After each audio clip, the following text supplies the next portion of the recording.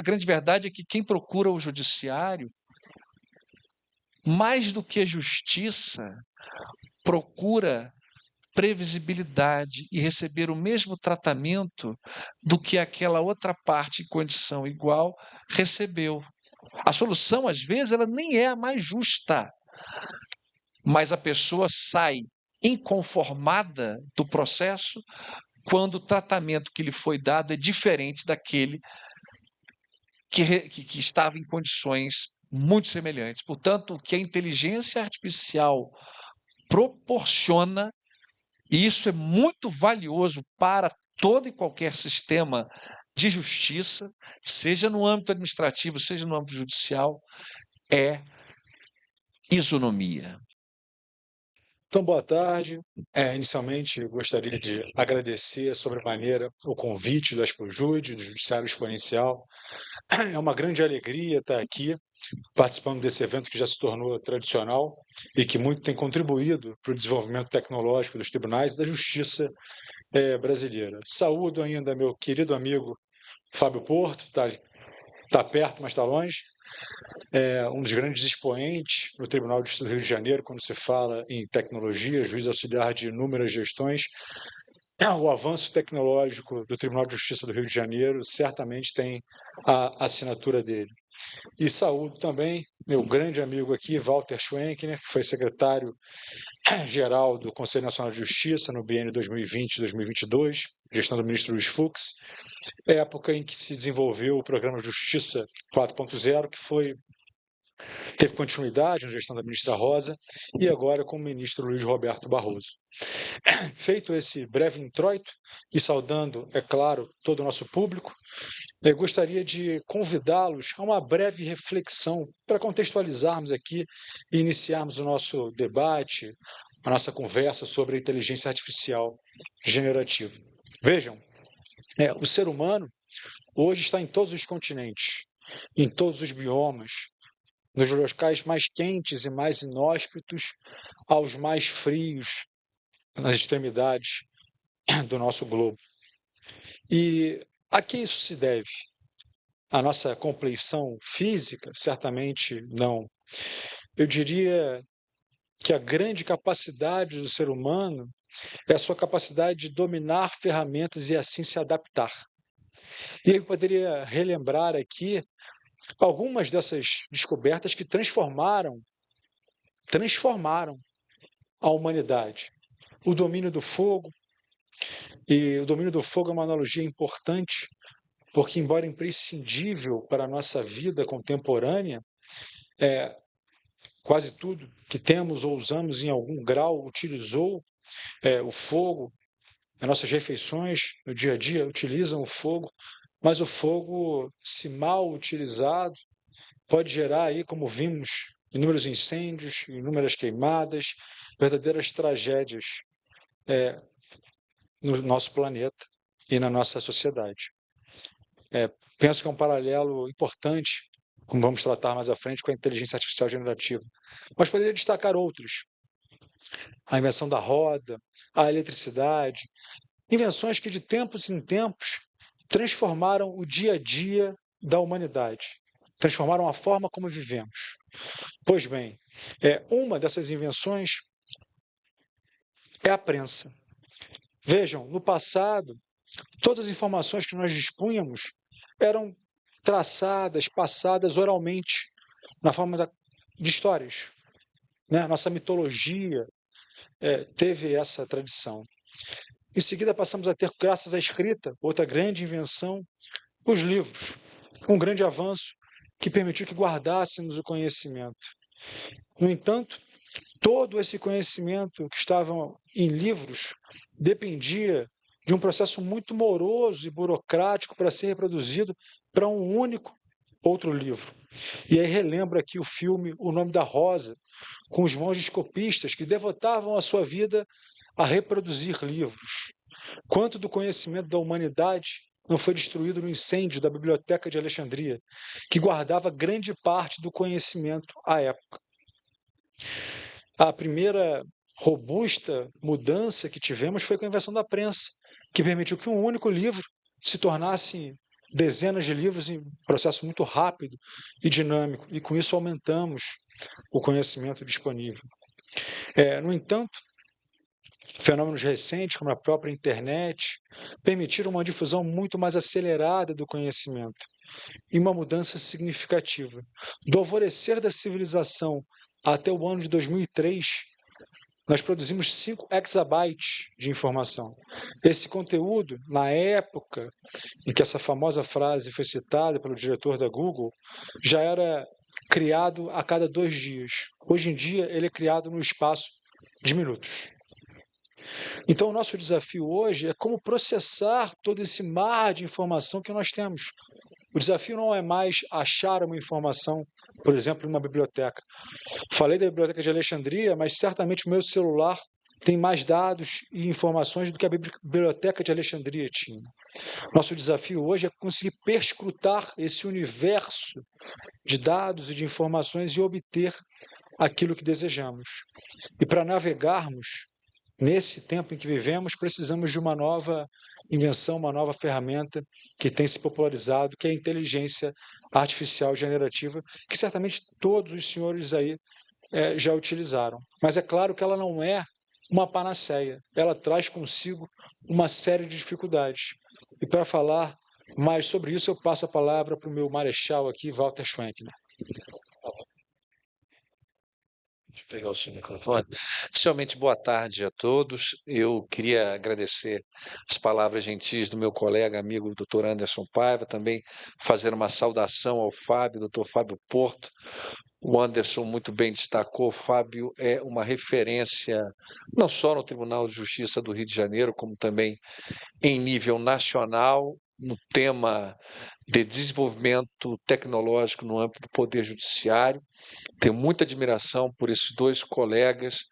Nós três passamos, cada um em um continente, alguns meses confeccionando essa obra, que fizemos com muito carinho, porque todos nós três acabamos nos envolvendo, por força do destino, num projeto conjunto, comum, que levou à aprovação e desenvolvimento do programa Justiça 4.0. Eu queria inicialmente agradecer à Expo Júri pelo convite que foi feito, é a segunda vez que participo e cada vez eu fico impressionado com o aumento do interesse, do número de participantes na temática da inovação tecnológica no judiciário. O doutor Anderson fez uma belíssima exposição sobre de onde viemos e como estamos e para onde vamos em termos de evolução tecnológica. Vejo aqui o doutor Tiago também,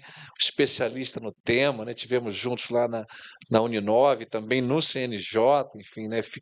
Cheguei, não assisti do início a sua fala, mas peguei o finalzinho também, sempre bom aprender o que há de novidade. Mas a minha intervenção aqui tem como objetivo apresentar para os senhores algumas preocupações e algumas vantagens do uso da inteligência artificial pelo Poder Judiciário. Eu diria que eu estou de volta, eu fiquei um tempo em Washington, na OEA, agora de volta ao CNJ, participando também dos projetos na DTI do CNJ, e eu preciso dar o depoimento de que e os senhores já devem ter percebido isso, há uma continuidade na ideia da importância do emprego de inteligência artificial pelo Poder Judiciário.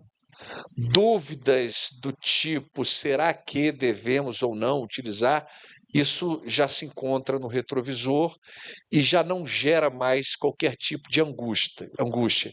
A preocupação agora é a de extrair das ferramentas de inteligência artificial generativa o que elas podem nos proporcionar em termos de redução de custos.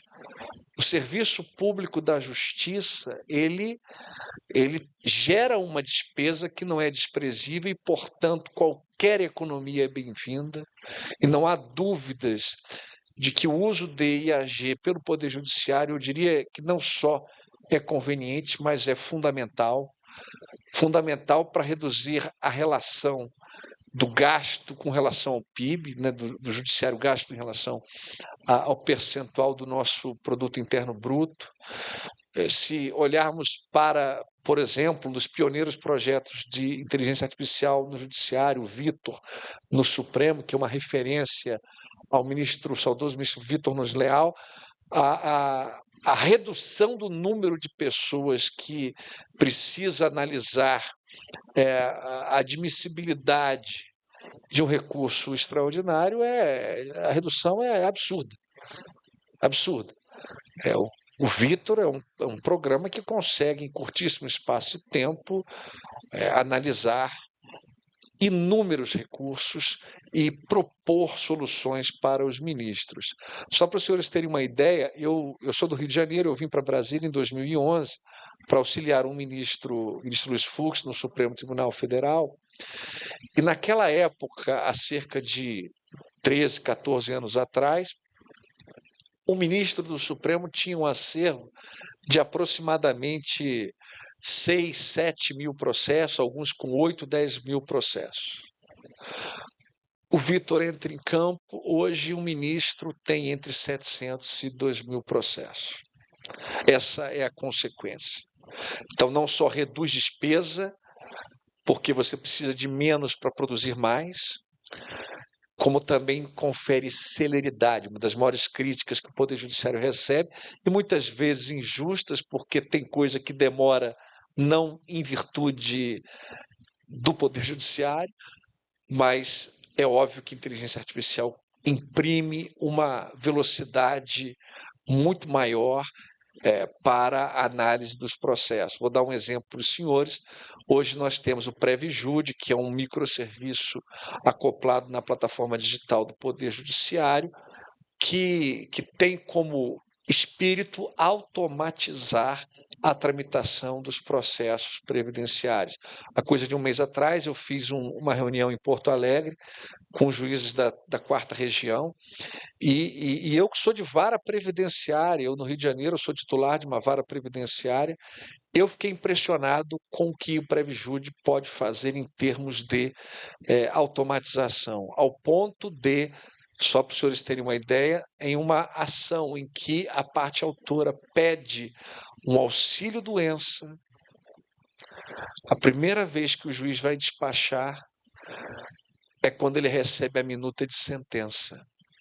Antes disso, tudo é automatizado, porque a petição é feita em um formulário, o formulário é lido e os dados são minerados pelo sistema e, por exemplo, se há uma necessidade de perícia, e obviamente que a auxílio-doença demanda perícia, o sistema já reconhece, já marca a data da perícia, a especialidade da perícia, porque depende da especialidade também, e a depender da conclusão do laudo pericial, o juiz já recebe uma minuta de sentença sugerindo a procedência ou improcedência do pedido. É disso que nós estamos falando: redução de custos, celeridade e um terceiro aspecto positivo.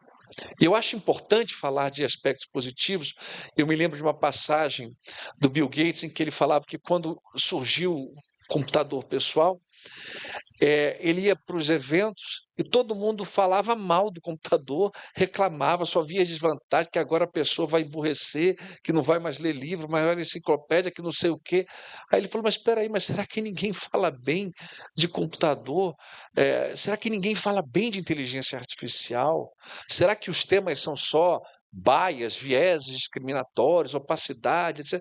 Tem muita coisa boa por detrás da inteligência artificial, e nós que vivemos em um país que ainda não comporta um orçamento com folga, um país com sérias dificuldades orçamentárias, nós não podemos nos dar ao luxo de virar as costas para esse tipo de ferramenta que permite que o processo judicial ganhe em velocidade, que ele reduza custos, e aí o terceiro aspecto que eu queria comentar um processo que vai ser mais isonômico, previsível e capaz de proporcionar segurança jurídica.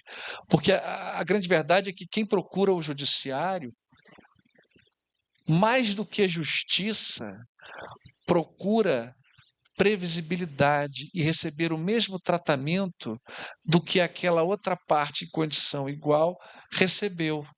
A solução, às vezes, ela nem é a mais justa, mas a pessoa sai inconformada do processo quando o tratamento que lhe foi dado é diferente daquele que estava em condições muito semelhantes. Portanto, o que a inteligência artificial proporciona, e isso é muito valioso para todo e qualquer sistema de justiça, seja no âmbito administrativo, seja no âmbito judicial, é isonomia.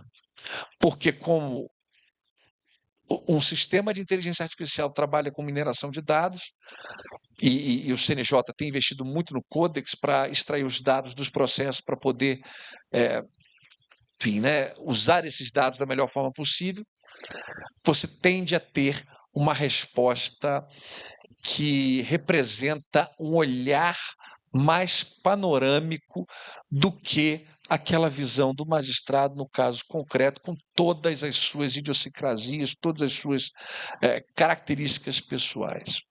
Então, do que eu já vi, seja na época em que fui secretário-geral do CNJ, seja atualmente auxiliando o ministro Barroso no Conselho Nacional de Justiça. Aliás, o ministro Barroso é um árduo defensor desse modelo todo de inteligência artificial, claro, com preocupações, mas tem adotado essa visão de que nós avançamos quando prestamos o serviço da justiça com o emprego dessas ferramentas tecnológicas.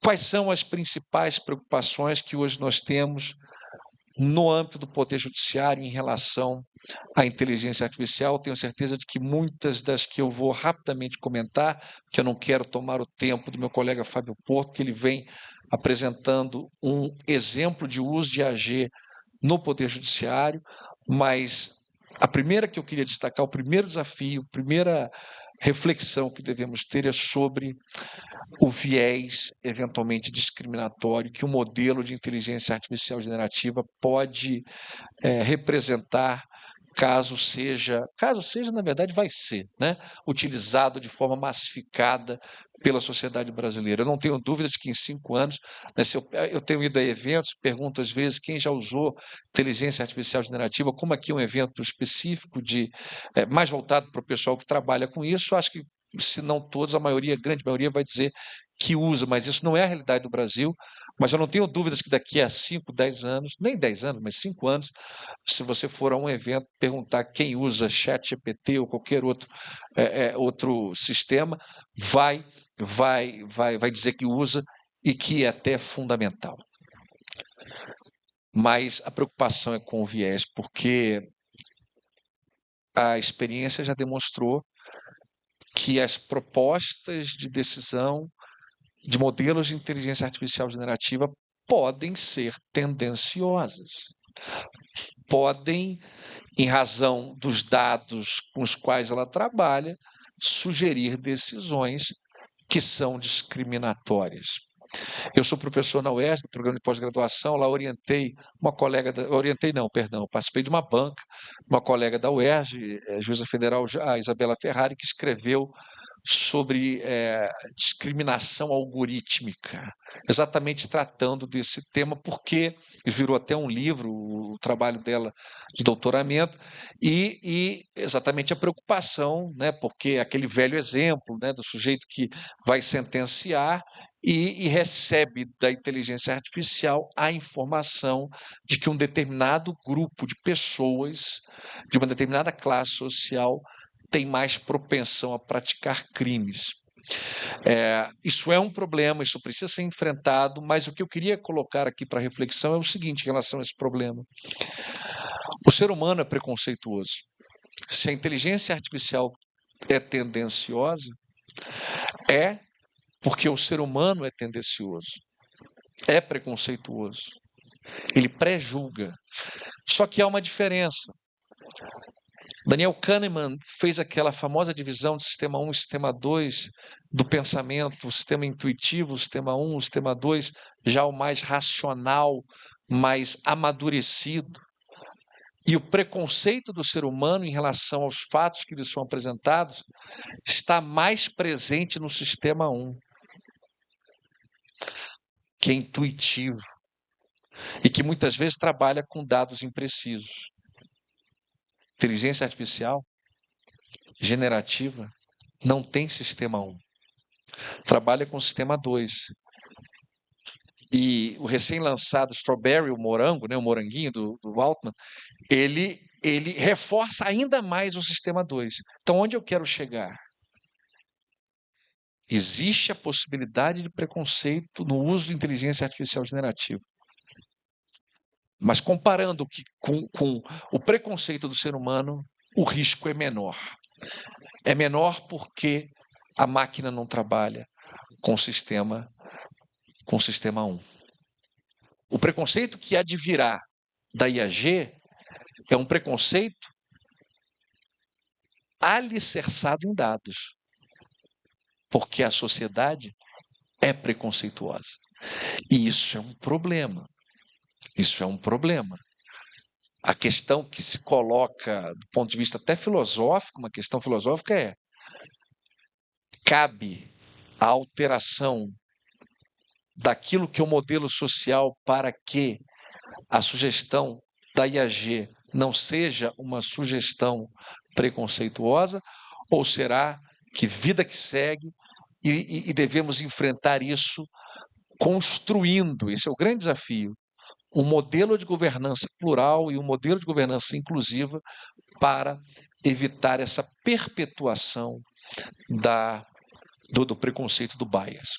Então, esse é um desafio tremendo, não é só um desafio brasileiro. Obviamente, falar de sentença, de decisão interlocutória, de despacho por meio de IAG, você vai ter que se preocupar com o bias, com a tendência. Um segundo aspecto também muito importante e um desafio diz respeito à transparência. Os senhores sabem que existem algoritmos que, por essência, principalmente machine learning, são opacos. É impossível explicar como o algoritmo sugeriu uma determinada decisão. Então, essa opacidade é uma novidade para o direito, porque o direito trabalha com a lógica da transparência e com o sigilo como exceção, mas sigilo não significa desconhecimento da motivação, da fundamentação. Em um Estado democrático de direito, a fundamentação é essencial para a legitimação dos atos praticados por autoridades do Estado. E o que nós temos agora? Um algoritmo que não diz por que chegou a uma determinada conclusão. Como é que o advogado vai impugnar uma sentença, um despacho, uma decisão, que seja, que é dado ou lançado nos autos com base numa contribuição de um modelo de IAG? Se você não tem, ele vai impugnar se você não tem as razões para dar aquela decisão. Por que se chegou a esse entendimento? Eu estou lendo aqui Tempo Esgotado, eu não quero avançar além do meu tempo, quero já passar ao doutor Fábio Porto, mas apenas também lembrar que o judiciário atualmente, além dessas duas grandes preocupações em evitar o bias, evitar os danos, os efeitos deletérios da opacidade algorítmica, também tem lidado com questões seríssimas relacionadas à privacidade, seríssimas relacionadas à violação do direito autoral, com o tema da regurgitação, que está na ordem do dia, né? Porque o juiz, para sentenciar, ele vai ter que ter informações. E como é que faz? Porque tradicionalmente você cita lá os autores, né? Às vezes a informação chega sem referência de quem disse o quê. Então, questão de direitos autorais, LGPD, isso é um problema que eu não sei nem como é que vão resolver, porque a inteligência artificial depende de dados. E muitas vezes os dados são sensíveis. Direito à privacidade, um juiz que sentencia em um processo sigiloso. Aí ele coloca lá no IAG, num chat GPT da vida, para o chat GPT fazer o resumo do processo. Aí ele vai fazer lá o resumo. Tá, mas aquilo que era sigiloso passa a ser compartilhado com o sistema. E para onde foram esses dados sigilosos? Porque quando os autos eram físicos, você botava dentro de um envelope. Agora você vai fazer resumo de processo e para onde foram os dados que eram sigilosos? Então, são questões novas que exigem de quem trabalha com o direito uma análise muito crítica. E só para terminar aqui a minha fala, para já passar para o doutor Fábio, eu disse que nós escrevemos a 6 mãos esse livro, né? Eu estava na época em Washington, nos Estados Unidos, o Anderson estava aqui no Brasil, né? Estava no Brasil, tem uma época que estava em Estevam, mas estava no Brasil nessa época, e o Fábio estava em Coimbra fazendo doutorado dele, todos com projetos em razão, né, da experiência que tivemos no CNJ com o programa 4.0. Obviamente, cada um em um continente, os temas iam aparecendo, nós nos reuníamos por videoconferência, e para que o livro tivesse um fio da meada, como é que a gente vai falar sobre tal tema? Aí, confusão, cada um dizia uma coisa, cada um.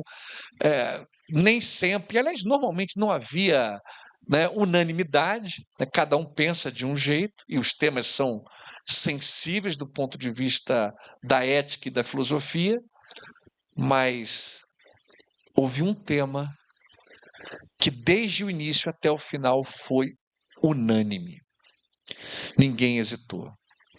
Só é possível falar do emprego de inteligência artificial generativa no Poder Judiciário se houver supervisão humana.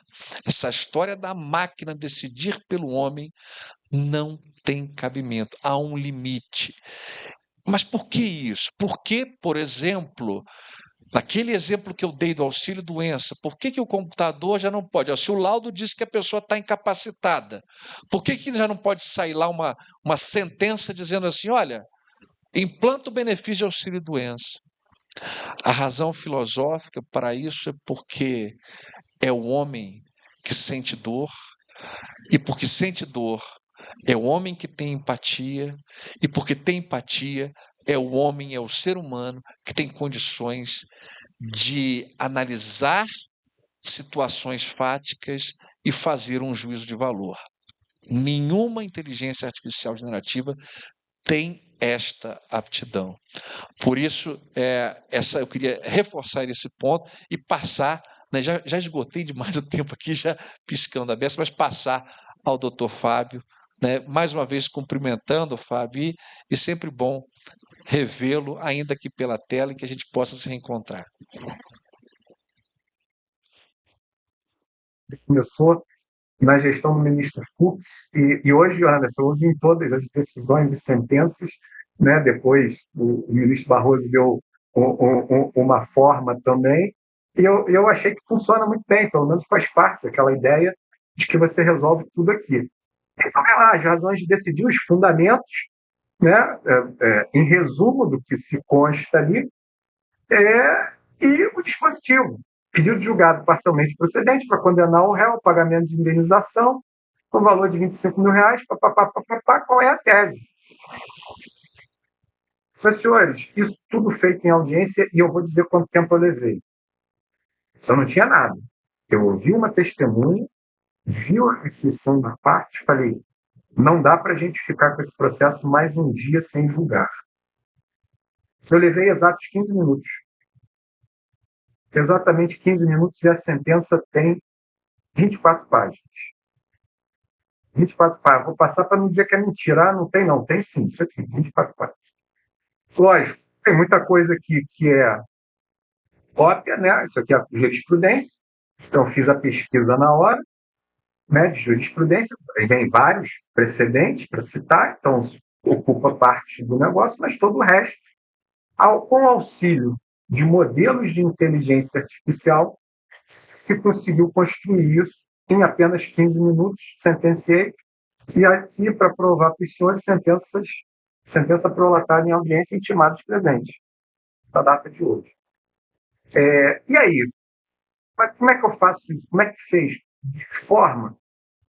Com que auxílio? Né? Então, vou lá. Vou mostrar aqui o que eu tenho, o que eu consigo compartilhar com os senhores bem rapidinho, que eu mudei toda a apresentação, mas eu acho que isso é prática, funcionando, e como isso gera celeridade. Eu uso dois grandes sistemas, dois grandes modelos, né? O Claude e o ChatGPT. Aqui no Claude eu joguei o que era o caso, né? Considerando os fatos narrados, me deu, isso é o que a gente chama de prompt. Eu tenho que ter uma lógica para se construir esse prompt, né? Eu tenho que alimentar ele já com o que eu quero, então já estou dizendo como que ele vai se portar, de que forma ele vai se portar e como ele vai me responder a essa situação. E aí eu peço para ele fazer alguma coisa, e ele faz, né? Faz não significa dizer que eu vou copiar tudo, significa dizer que alguma coisa que me ajuda a ter um insight necessário para que eu possa julgar. Aí aqui é o cuidado, é a necessidade de atuação ética. Todo modelo de inteligência artificial, ele é criado não para responder a pergunta de forma certa. Ele foi pensado e imaginado para construir texto da melhor forma possível. Isso ele faz com uma precisão absoluta. Mas, em razão disso, também acontece aquilo que nós denominamos alucinações. Por ele construir textos de uma forma robusta, ele alucina. E aqui já é um exemplo de alucinação. Ele me apresenta uma ementa de um julgado que não existe. Isso aqui é invenção. Isso é construção inventiva do modelo de inteligência artificial. E é corriqueiro, isso acontece a todo momento, principalmente quando se toca de precedente. Não dá para confiar em absolutamente nenhum precedente citado. E aqui é um deles. A pessoa que copia e cola comete o equívoco. Olha, já deu problema. Porque se alguém for pesquisar esse precedente, não vai achar. E não vai mesmo, porque ele não existe. Ele é fake. Mas se você tiver o mínimo de juízo crítico, você vai fazer o quê? Ou eu vou validar, eu vou lá, ele está citando aqui que isso é do Distrito Federal, né, TJ do Distrito Federal, vou no site do Tribunal de Justiça do Distrito Federal e consulto se isso existe, ou eu vou fazer a pesquisa como eu fiz, eu prefiro fazer, que é muito mais rápido, eu jogo lá os termos essenciais que eu preciso e já vem uma cacetada de acordo que eu vou copiar e colar, na certeza que aquilo é válido. Só que isso aqui já me deu um insight necessário. A partir daqui eu começo uma discussão com a máquina. Né? Eu não vou mostrar toda a discussão, mas ela fez gerar aquela sentença que eu mostrei para os senhores, porque eu quero mostrar ainda um outro ponto. Né? Como é que eu chego na ementa? A ementa eu também uso uma solução de inteligência artificial, né, que eu vou tentar espelhar agora aí para os senhores, que me dá essa ementa, né? E aqui eu faço até uma propaganda. Eu já tinha falado com ele, isso aqui é de um colega, Jorge Malmenstein, que para mim é hoje o melhor modelo, né, de ementa, é esse que ele tem, eu tenho usado direto. Né? Não é exatamente a ementa que eu fiz, mas tem vários elementos aqui que eu copio. Como eu disse, ela me deu 70%. 60%, entre 60% e 70% eu consegui aproveitar. Os outros 40% fui eu que fiz. Mas, meus senhores, o que eu levaria, talvez 1h30, para redigir essa sentença, eu fiz em apenas 15 minutos. E na frente das partes, em audiência. Então, assim, isso é a capacidade que a gente tem, né?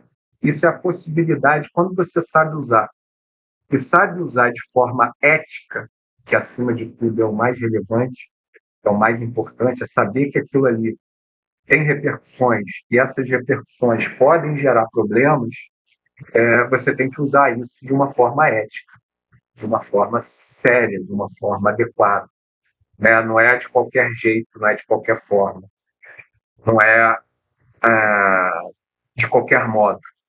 E aqui eu volto para a apresentação, já para me encaminhar para o final, né? E para não perder o fio da meada, mas basicamente eu ia mostrar nessa apresentação como a gente faz isso. Mas, começando de trás para frente, eu já mostrei como se faz. Eu acho que é muito importante entender isso aqui, que nós chamamos lá na nossa obra de mapa mental. Quer dizer, como que eu consigo entender a inteligência artificial? E eu acho que isso é muito importante, né? Eu tenho que saber como se constrói um prompt, eu tenho que saber quais são as etapas desse prompt, eu tenho que saber que a máquina esquece, eu tenho que saber que existe um limite que a máquina consegue assimilar, né, que é justamente a sua capacidade de tratar aqueles dados de forma adequada. Tudo isso eu preciso saber, porque no momento que eu sei tudo isso, eu sei usar de forma ética o sistema de inteligência artificial. E usando de forma ética, meus senhores, o resultado é fantástico, né? O resultado é fantástico. A gente só tem que ter cuidado da forma e do modo que eu vou usar isso. Uma vez eu entendendo que ela funciona, né, tendo uma base histórica que foi trabalhada, e que essa base histórica, no exemplo do ChatGPT, ele tem um marco, ele não está atualizado até a presente data. O Cloud também é a mesma coisa, o Google é um pouco diferente, já tem uma atualização maior, né? Então eu sei qual é o marco, eu sei quais são as suas limitações e eu sei o que eu tenho que fazer.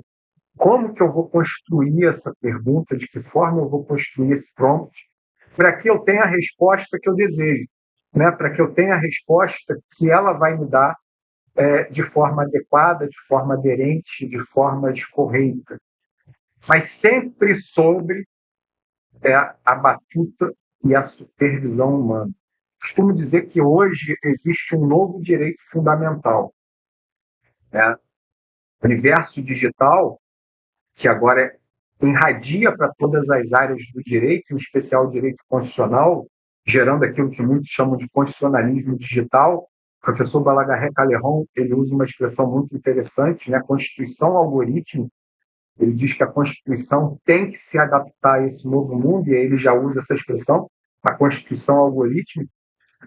Nesse novo mundo, então, nós temos um novo direito fundamental, que é típico do direito digital: a supervisão humana nos atos praticados por inteligência artificial. Isso deve ser um direito fundamental. Tem que. E no judiciário é essencial, é fundamental, é condição sine qua non. Não dá para se pensar de outra forma. Não dá para se agir de outra forma.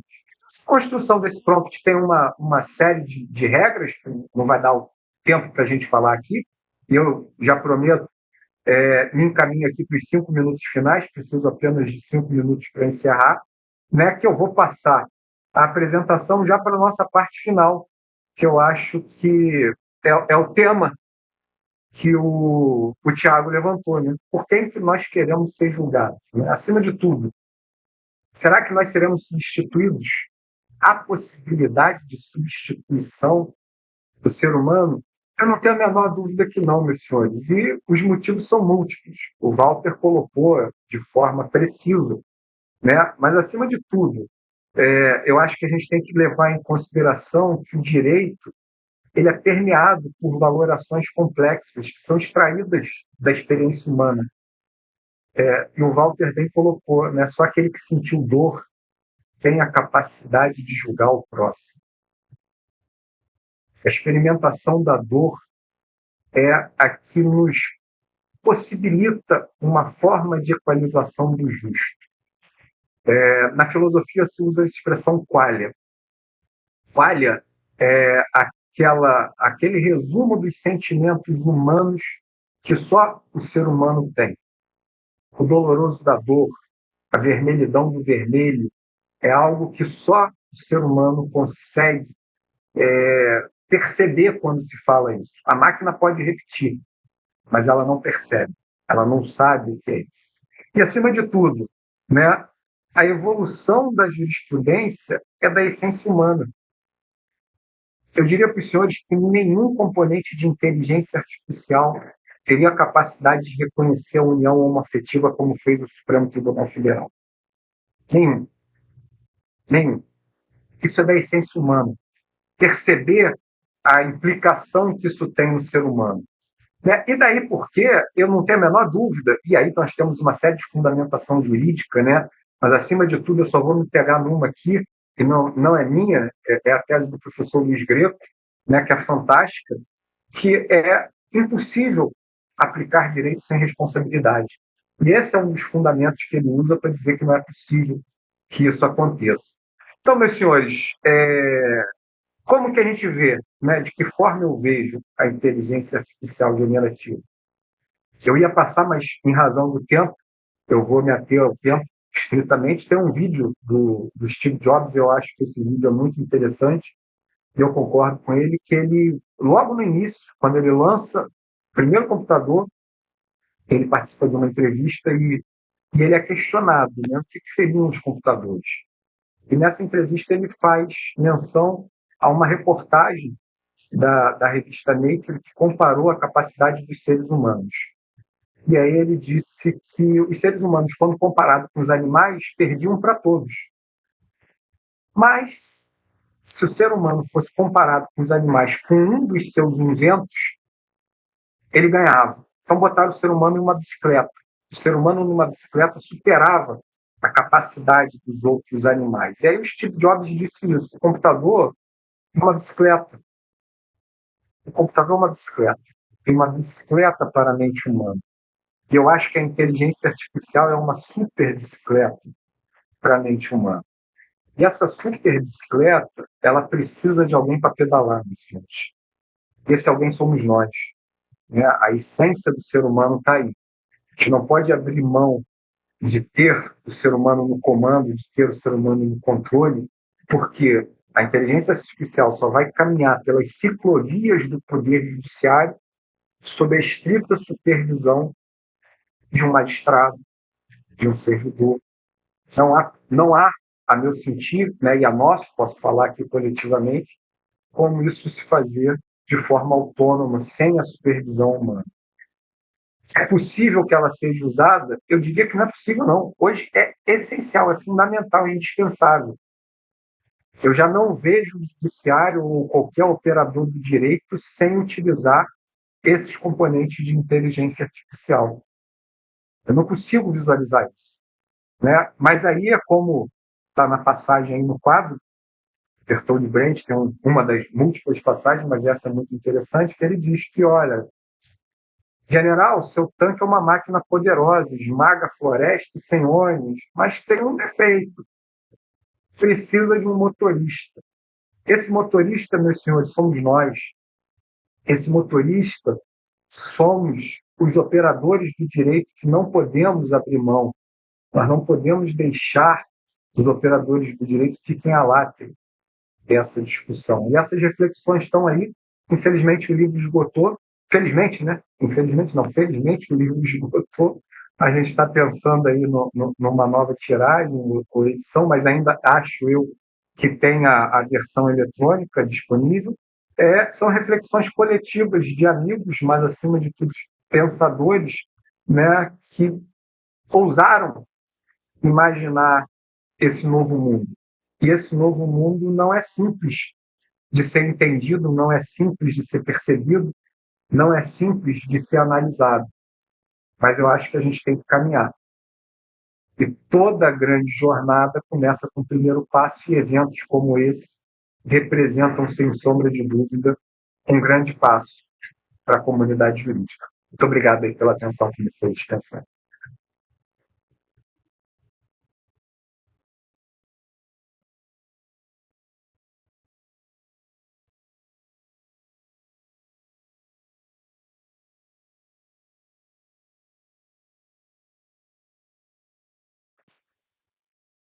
Então, senhores, só à guisa de conclusão, no início nós falamos de algumas invenções que transformaram a humanidade. E eu não tenho a menor dúvida em afirmar que o uso e desenvolvimento da inteligência artificial é mais um desses momentos transformadores. Viveremos um mundo antes e um mundo depois da inteligência artificial. E no passado recente, tivemos algumas mudanças bem mais singelas, mas que também foram transformadoras. Eu me lembro do momento, era pequeno, que fique claro, mas da passagem da máquina de escrever para o computador. E via muitas pessoas dizendo, mas eu tenho curso de datilografia e etc. Aqueles que insistiram com a máquina de escrever ficaram para trás. Todos nós hoje usamos o computador.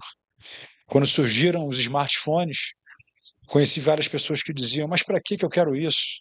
Telefone tem que ter os números, um botão verde, um botão vermelho, porque telefone é para fazer ligação. Essas pessoas hoje usam o smartphone o tempo todo para trocar mensagens, acessar conteúdo, acessar redes sociais, usar inteligência artificial generativa e etc. Aqueles que insistiram nos telefones tradicionais ficaram para trás. No âmbito da justiça, também os operadores do direito que insistem no ambiente exclusivamente presencial, num atendimento presencial, estão ficando para trás. Olhem o ganho de tempo com algumas iniciativas do Justiça 4.0, como o balcão virtual. Eles poderiam estar aqui em Brasília e tirarem uma dúvida de um processo no Acre, tão somente usando um celular.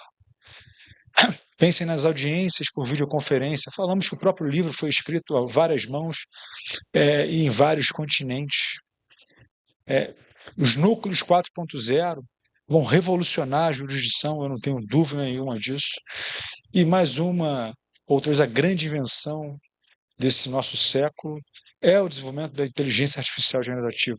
Não fiquem para trás, se debrucem, aprendam, utilizem e dominem essa ferramenta, como o próprio Fábio falou, Walter percussientemente destacou, não pensamos que a inteligência artificial vem para substituir o homem, mas ela vem para potencializar o homem e torná-lo mais eficiente. Vamos sair na frente, dominar mais essa ferramenta, porque, como disse o Harari, no último livro dele, não no Nexus, mas no 30 Lições, o grande desafio em 2030 é a capacidade de nos reinventarmos várias e várias vezes ao longo da vida. O surgimento e a extensão da inteligência artificial generativa é mais um desses marcos na nossa vida. Precisamos nos reinventar e passarmos a utilizá-la no nosso dia a dia, no nosso trabalho e mesmo na nossa vida pessoal. É uma ferramenta para nos tornar mais eficientes. E em mais uma citação, Fábio, você que gosta de citações, essa atribuída a Darwin, mas não é de Darwin, não é o mais forte que sobrevive, não é o mais bonito que sobrevive, nem mesmo o mais inteligente. É aquele que melhor se adapta. Precisamos nos adaptar ao novo tempo que vivemos. Muito obrigado.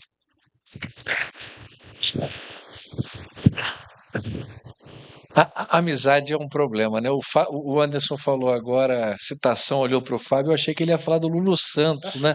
Nada do que foi será, que o Fábio adora a citação do Lulu Santos, é como uma onda no mar, nada do que foi será, porque ele às vezes fazia uns comentários, eu e o Anderson, não dá, isso está muito cafona, tira isso, bota isso não, muda dali, mas é porque somos muito amigos e dizer que, além do que o Anderson comentou agora, eu estava aqui me lembrando como tudo o que ele citou, balcão virtual, justiça digital, como isso mudou não só o modo como a justiça funciona, mas mudou a advocacia.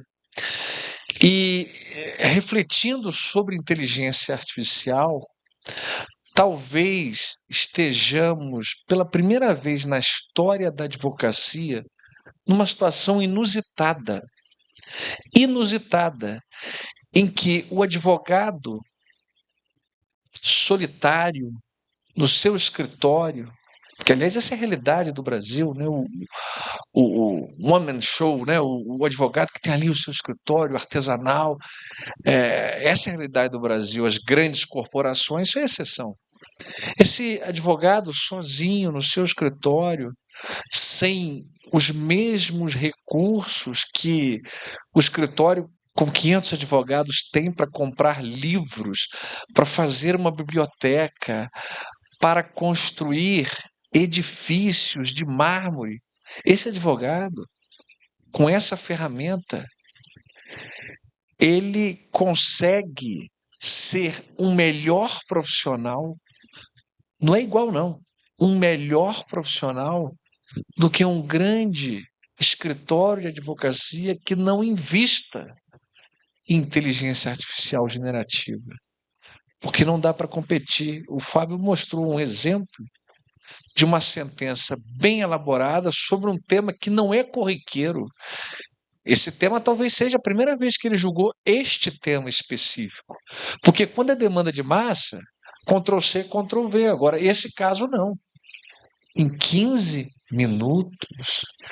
Isso é disruptivo.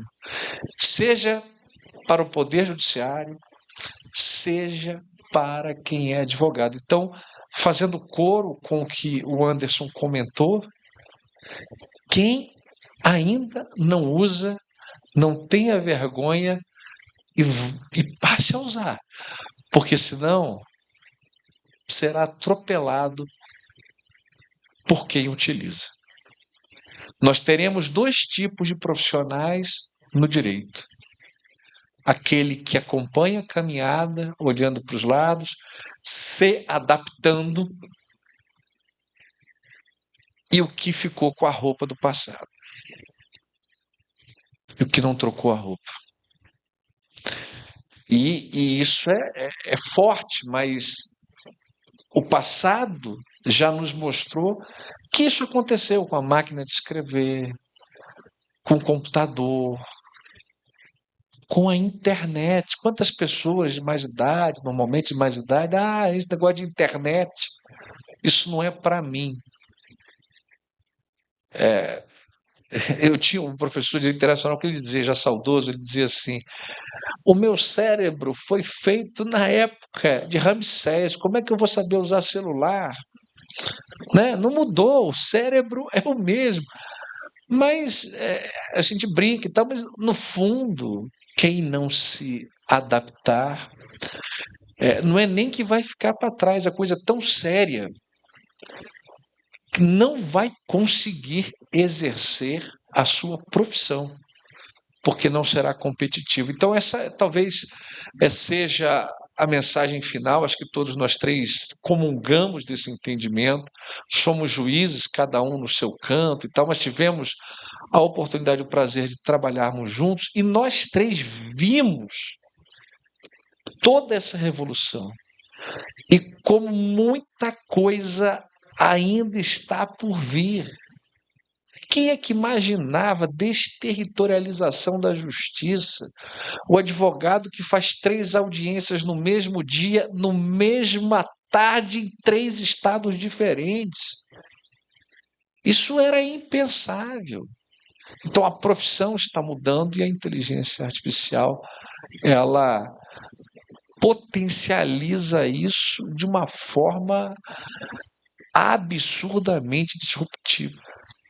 E quem não entrar no trem que está partindo da estação vai ter muita dificuldade de desempenhar a sua profissão. Então fica aqui essa mensagem de estímulo a esse novo momento da nossa profissão no direito. Muito obrigado aí pela atenção. Eu vou tomar a liberdade de encerrar aqui o nosso painel, dizendo que foi um prazer passar a tarde de hoje com os senhores e desejo a todos aqui um evento, muito frutífero, além do que já tem sido. Uma boa tarde a todos.